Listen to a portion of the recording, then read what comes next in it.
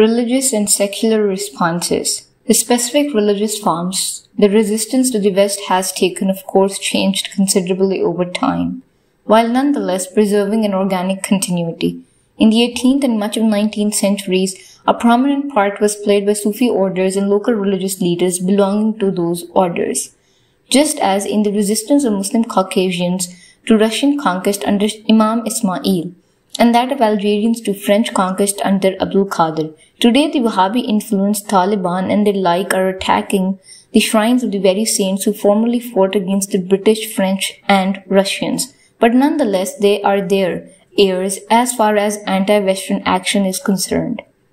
Shah Waliullah, the most significant intellectual Muslim figure of the era, was an Islamist reformist who preached the use of independent reasoning, ijtihad, but directed towards a return to a purer form of Islam based on the Quran and towards the strengthening of Muslim states and mobilization for armed jihad to restore Muslim power in South Asia, a jihad which he and his followers, like their successors today, saw as defensive. Jihad against the British was declared and implemented by the great Muslim ruler of Mysore in southern India, Tipu Sultan. Shah Waliullah's teaching inspired both the Deobandi tradition, which in recent years has inspired political Islamism in Pakistan, and more immediately Sayyid Ahmad Barelvi, who tried to lead a jihad against growing Sikh rule in the Punjab. Interestingly, he and his 600 followers became the first of a number of figures, of whom Osama bin Laden and Al-Qaeda are the latest, to move from elsewhere to the Pathan tribal areas, both because the absence of government provided what we would now call a safe haven, and because the legendary fighting qualities of the Pathan tribe seemed to make them prime recruits for jihad. Like many of his successors, Sayyid Ahmad Barelvi discovered that the tribes have their own traditions and their own agendas. He was abandoned by most of his local Pathan allies after he tried to replace the traditions of the Pathan ethnic code of Pashtun Valley with strict adherence to the Quran, and together with his closest disciples was killed in the battle by the Sikhs at Balakot. He is remembered by jihadi Islamists in the region as the greatest progenitor of their tradition, though the precise circumstances of his end tend to be glossed over. Following Shah Waliullah's defeat and death, his grandson Muhammad Ishaq quit India in disgust for Arabia. Because of their radical fundamentalism and Arabian links, Sayyid Ahmad, his followers and the descendants were given a name by the British which also has profound echoes in the present day, that of Wahhabi, after the ferociously puritanical fundamentalist movement founded by Muhammad Abdul Wahhab in Arabia in the late 18th century and adopted by the House of Saud as the religion.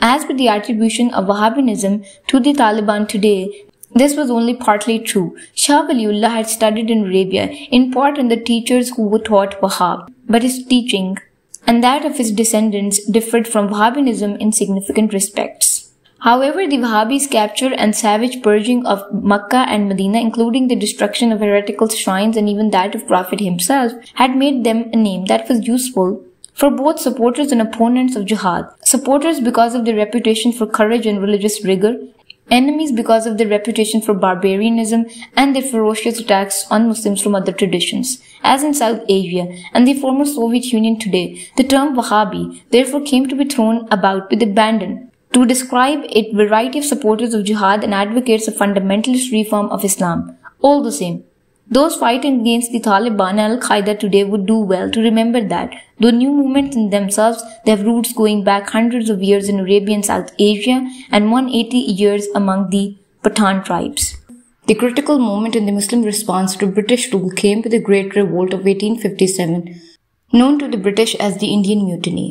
This revolt itself stemmed in part from the British abolition the previous year of Awadh, the last major semi-independent Muslim state in North India. In Lucknow, mutinous soldiers proclaimed the restoration of the Awadh monarchy, and in Delhi, they made the last Mughal emperor their figurehead. Across much of North India, radical Muslim clerics preached jihad against the British.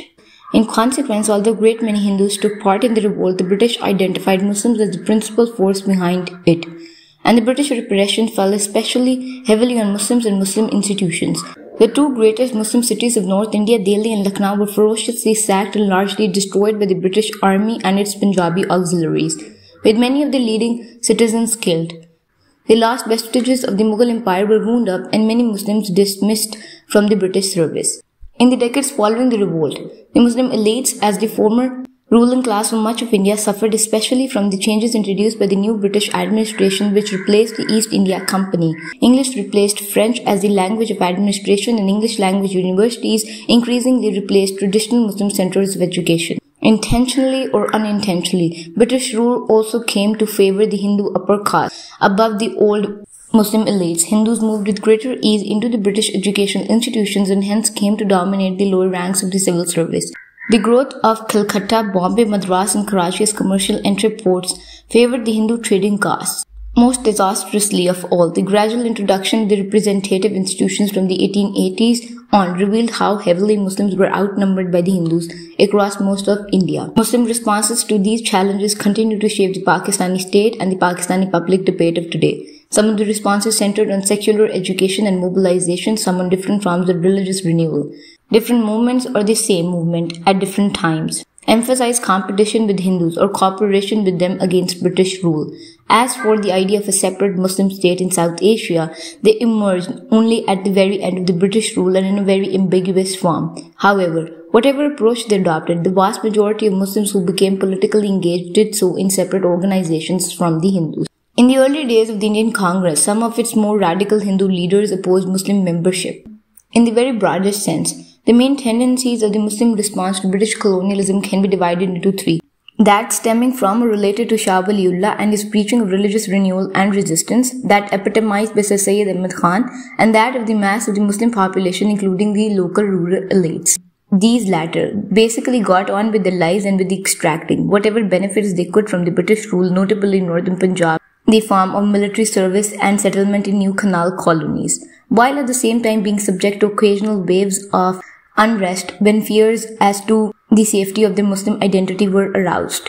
Local factors also sometimes produced armed revolts by specific Muslim groups, chiefly in Pathan areas, but also in the 1920s on part of the Moplas of the Carnatic in southern India, and in the 1940s on the part of the Hurs, religious followers of the Pir Pagaro, a hereditary saint in Sindh. The Syed Ahmad Khan was a Mughal aristocrat who sided with the British in 1857, though he also bitterly criticized their policies. Although himself a deeply religious man, Syed advocated the need for Indian Muslims to collaborate with the British and to learn the ways of Western modernity in order to develop as a people and compete successfully with the ascendant Hindus. So Syed founded what he intended to be the Muslim Cambridge, the Mohammedan Anglo-Oriental College at Aligarh, another of those key Muslim institutions now left behind in India. In 1888, Sir Syed laid down the basic principle on which Pakistan was created, though without at that stage dreaming of territorial separation. He stated that India is inhabited by two different nations, which would inevitably struggle for power if the British left. Is it possible that under these circumstances two nations, the Mohammedan and the Hindus, could sit on the same throne and remain equal in power? Most certainly not. It is necessary that one of them should conquer the other and thrust it down. To hope that both could remain equal is to desire the impossible and inconceivable. The founder of Pakistan, Muhammad Ali Jinnah, and his close associates therefore stood in direct tradition of Sir Syed, the tradition which saw the Muslims of the subcontinent as a kind of nationality defined by language, Urdu, and religiously influenced culture rather than religion as such. The priority given to fear of the Hindus naturally inclined this tradition to oppose the Hindu-led Indian independence movement and to ally with the British against it.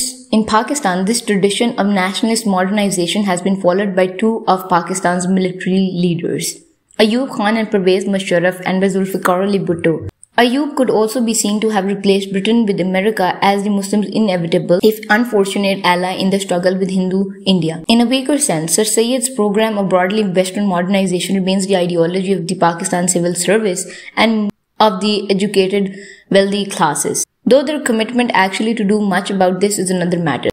Some of the members of the tradition decided in 1947 to throw in their lot with India rather than Pakistan, and are now to be found scattered through the worlds of Indian politics, administration, the universities, and especially the arts. Under British rule, the Islamist tradition of Shah Waliullah naturally opposed collaboration with the British and stood for anti-colonial resistance, though, given the realities of British power, this was inevitably mostly by peaceful means. This led to the paradoxical result that some of the most fervent proponents of jihad, like Maulana Abul Kalam Azad, were also advocates of close cooperation with Hindu Indian nationalists against British rule.